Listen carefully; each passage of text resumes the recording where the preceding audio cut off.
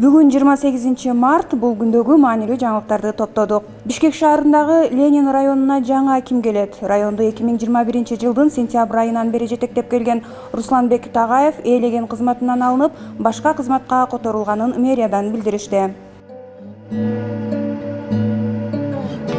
Бир күн мурун жогорку кеңештеги мандатын тапшырган Жаныбек Абировдун катышуусундагы мушташ боюнча убактылуу камакка алынган 2 жаран үй камагына чыкты. Бишкек шаардык ички иштер башкармалыгынын 28 марттагы маалыматы боюнча жабырлануучу шектүүлөргө доосу жок экенин айтып кайрылган. Спорт тармагында да жаңылыктар бар. Грек-Рим күрөшү боюнча бул жылдагы Азия чемпионаты Казакстандын Алматы шаарында 9 апрелде башталат. Ага катышуучу Кыргызстандын курама командасынын тизмеси белгилүү болду. Тизмедеги 10 спортчуну башкы машыктыруучу Азат Эркинбаев жетектеп барат. Күч сынаша турган балбандардын арасында Акжол Махмудов менен Жоламан Шаршембеков да бар.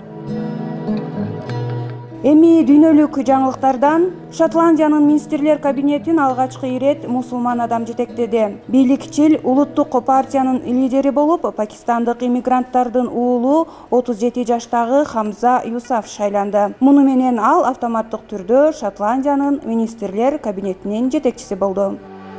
29 мартта өлкө аймагында жаан жаабайт деп билдирди Кыргызгидромет. Борбор калаада күндүзгү абанын жогорку температурасы 25 градуска жетет.